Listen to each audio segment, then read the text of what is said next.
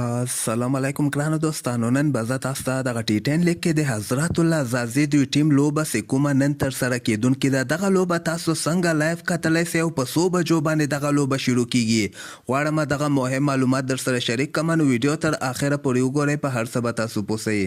نو راځم اول خو به زه تاسو ته ووایم چې دغه T10 لیګ چې کوم نن شروع کیدونکې ده، په دغه کې اولنۍ لوبه د حضرت الله زازي دوی ټیم بنګال ټایګر په زړه پورې لوبه ترسره کیدونکې ده چې حضرت الله زازي به که خیر په دغه کې لوبیږي. د دغې لوبډلې کپټان شاکب الحسن د ورسره جو کلاک د بین کټنګ د حضرت الله زازي د بینی هاورس د ایون لیوس د محمد عامر د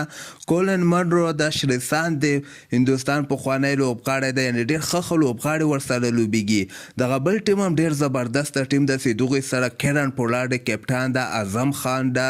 فریکچر د ورسره عقیل حسین د اظهار الحق نوید د افغانستان لیګ سپین ځوان لوبغاړی چې کوم د هغه هم دوی سره لوبیږي، پول سټیننګ د وهاب ریاض د ورسره، روي رامپور د ورسره، این مورګن هم دغوی سره ده، یعنې دواړه ډیر زبردست ټیمونه دي. او دغه لوبه به که خیر نن مازدیګر ټایم کې 9:30 بجې د افغانستان په وخت باندې که خیر شروع سي، د پاکستان په وخت باندې بیا 15 بجې دغه لوبه شروع کیدونکې ده، او د هندوستان په وخت باندې 15:30 بجې که خیر دغه لوبه شروع کیږي. او زه به تاسو ته وایم که تاسو غواړئ دغه لوبه لایو وګورئ، نو افغانستان کې په وطن تلویزیون باندې دغه لوبه لایو نشر کیږي، په پاکستان کې په 10 سپورټ باندې دغه لوبه لایو نشر کیږي، او په هندوستان کې په سونی 6 باندې دغه لوبه لایو نشر کیږي. او نور هم ډیر زیات چینلونه دي خارج ملکونو کې، په ویلو ټي وي باندې دغه لوبه لایو تاسو کتلی سئ. نو که تاسو ته کوم مشکل راځي بیا لاندې ما سره کمنټ وکړئ، زه به که خیر بله ویډیو کې تاسو ته یو اپ هم وښیم کوم کې چې تاسو دغه T10 لیګ ټولې لوبې لایف کتلی سئ.